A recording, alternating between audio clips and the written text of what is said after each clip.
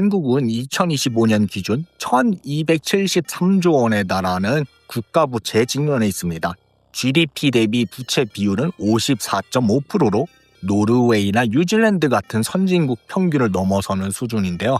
저출산, 고령화, 경제성장 둔화로 재정 건전성에 빨간불이 켜졌습니다. 이런 상황에서 핀테크 기업들이 주도하는 원화 스테이블 코인이 새로운 해법으로 떠오르고 있는데요. 스테이블 코인은 가치가 법정화폐에 연동된 디지털 자산입니다. 원화 스테이블 코인은 1코인이 1원 가치를 유지하도록 설계되고요. 이를 위해서 국채 같은 안전자산을 담보로 보유하죠. 이 담보가 중요한 이유는 스테이블 코인이 대중적 결제 수단으로 쓰일 때 안정적인 국채 수요를 창출하기 때문입니다.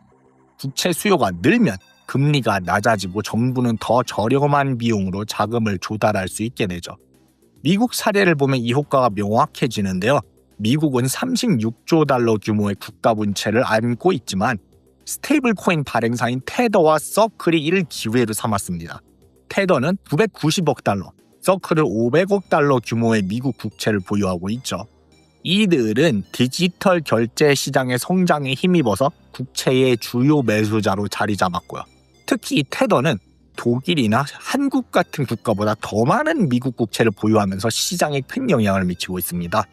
이는 디지털 자산 시장과 전통 금융시장이 연결되는 새로운 흐름을 보여주죠. 한국에 이 논리를 적용하면 어떤 결과가 나올까요?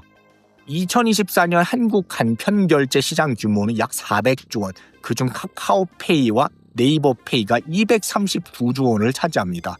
글로벌 스테이블 코인 데이터를 보면 결제액의 0.76% 정도가 담보로 필요한데요. 이를 바탕으로 계산하면 카카오페이와 네이버페이를 스테이블 코인으로 대체하려면 약 1조 8,200억 원의 준비금이 필요하고 이 중 80%를 국채로 구성하면 1조 4,500억 원의 국채 수요가 생깁니다.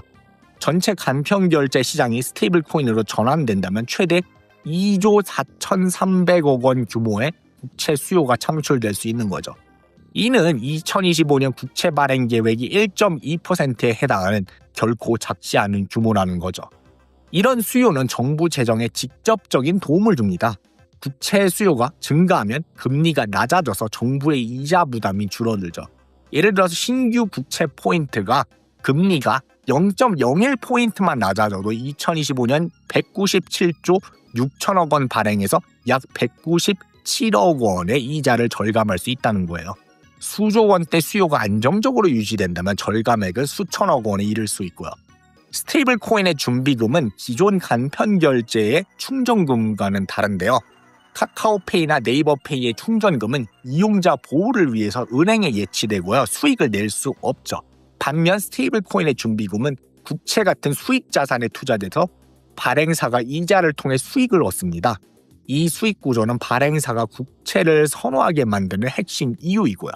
국채는 이자를 제공하면서도 안전하고 필요시 즉시 현금화할 수 있으며 규제 당국이 요구하는 고품질 자산 기준을 충족하는 거죠. 한국 경제에 미치는 영향도 큰데요. 현재는 외국인이 한국 국채의 22.8%를 보유하고 있습니다. 외환 시장이나 금리 변동에 취약한 구조죠.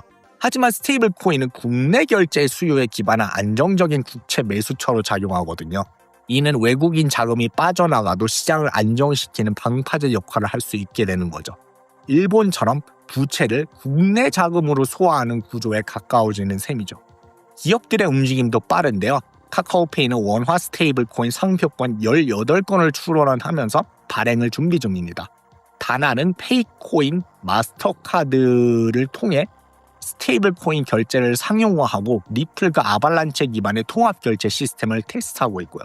넥서스는 바이낸스 체인 기반 KRWX를 발행하면서 시장 선점에 나섰습니다. 은행들도 가세하고 있는데요. KB국민은행, 카카오뱅크, NH농협금융 등이 상표권 출원과 컨소시엄 구성을 검토하면서 스테이블 코인 시장에 뛰어들고 있죠. 하지만 도전 과제도 있는데요. 스테이블 코인의 성공은 신뢰에 달려 있습니다. 2022년 테라 UST 사태는 담보 없는 모델의 위험성을 보여줬죠. 디지털 자산 기본법은 스테이블 코인이 100% 실물 담보와 도산 절연 조항을 갖추도록 요구합니다. 담보는 국채나 현금 같은 고유동성 자산이어야 하고요. 발행사 파산 시에도 이용자 자산이 보호되어야 하는 거죠. 미국의 USDC는 블랙록에 관리하는 국채 펀드의 담보를 예치하고 매월 투명하게 자산 내역을 공개하며 신뢰를 쌓았습니다. 한국도 비슷한 수준의 투명성과 보수적 운용이 필요한 거죠. 또 다른 과제는 유동성입니다. 스테이블 코인은 발행만으로는 성공할 수가 없어요. 업비트나 빗썸 같은 거래소와의 제휴를 통해서 유통망을 확보하고 결제 인프라에서 실질적으로 사용되어야 하겠죠. 한국은 디지털 자산 거래 규모와 유동성이 크다는 점에서 유리하지만 이를 결제 시장으로 연결하려면 기술적 제도적 준비가 필요합니다. 예를 들어서 다나의 페이코인은 USDC로 전환해서 마스터카드 가맹점에서 결제 가능하도록 했는데 이런 실사용 사례가 원화 스테이블 코인의 성공 열쇠가 될 거라는 거죠. 마지막으로 과열 우려도 있는데요. 최근 카카오페이, 헥토 파이낸셜, 다나 같은 스테이블 코인 테마주가 급등하면서 투자 열기가 뜨겁습니다. 하지만 과거 메타버스나 NFT 열풍처럼 기대감으로 주가가 뛴 뒤 하락한 사례가 많았는데요. 딥마인드처럼 디지털 자산과 무관했던 기업이 갑작스럽게 스테이블 코인 사업을 발표하면서 주가가 상한가를 기록한 경우도 있습니다. 투자자들은 그래서 기업의 실제 사업 역량과 실제 실행 계획을 꼼꼼히 살펴야 하겠죠. 원화 스테이블 코인은 단순한 결제 수단을 넘어서 국가 부채 관리와 금융시장 안정에 기여할 잠재력을 가지고 있습니다. 최대 2.4조 원의 국채 수요를 창출하고 정부의 이자 비용을 절감하며 외국인 자금 의존도를 낮출 수 있죠. 하지만 이를 실현하려면 투명한 담보 관리, 거래소 유동성 확보, 실사용 인프라 구축이 필수입니다. 카카오페이, 다나, 은행들의 움직임은 이미 시작됐고 앞으로의 제도화와 시장 반응이 이 가능성을 현실로 만들 열쇠가 되겠죠.